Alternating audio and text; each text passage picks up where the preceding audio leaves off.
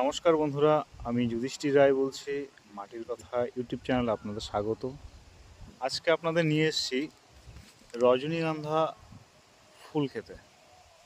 এই রজনীগন্ধা ফুল খুব চাষিদের কাছে একটা লাভবান ফসল হিসেবে দাঁড়িয়েছে। সাধারণত ফাল্গুন চৈত্র মাসে এটি লাগানো হয়, আর মাস চারেক বাদেই এটি ফুল ফোটা শুরু করে। তবে সব জমিতে একই টাইমে আসে না। এটি পটলের মতন নয় যে ফুল ফুটলে সবার এক সব ফুল একসাথে ফোটে। কিন্তু রজনীগন্ধা কারো জমিতে ফুটছে, কারো জমিতে ফুটছে না, এই রকমভাবেই রজনীগন্ধা হয়, যার জন্য বাজারটা খুব ভালো থাকে। সবার একসাথে ফুলটা আমদানি হয় না। তো এই ফুল এই এই গেল বছর প্রচুর পরিমাণে চাষিরা পয়সা পেয়েছে। এই জন্য এই বছর চাষিরা আরও বেশি পরিমাণে চাষ করছে। রজনীগন্ধা ফুল একটি খুব অর্থকারী ফুল হিসেবে দাঁড়িয়েছে। সবজি চাষ, গতানুগতিক সবজি চাষের থেকে বেরিয়ে এসে মানুষ এখন ফুল চাষে প্রতি খুব আকৃষ্ট হচ্ছে। ওই পাশে আছে গাঁদা ফুল, জাস্ট ছোটো ছোটো চারা লাগিয়েছে।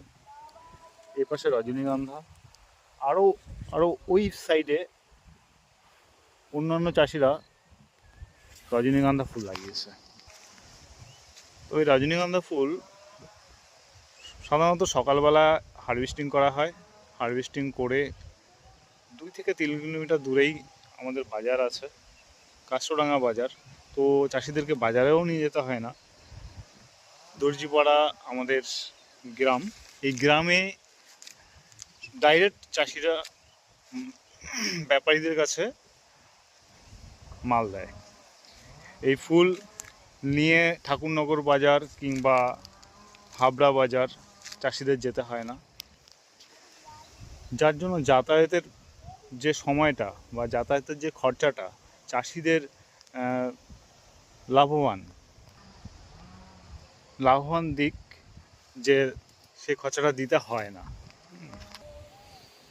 সবজি চাষে যেমন পেস্টিসাইড, সার, কীটনাশক, এই সমস্ত প্রচুর পরিমাণে খরচা, কিন্তু রজনীগন্ধা ফুলে এত খরচা হয় না। এই জন্যই চাষিরা এই ফুল চাষে ঝুঁকছে, চাষ করার জন্য।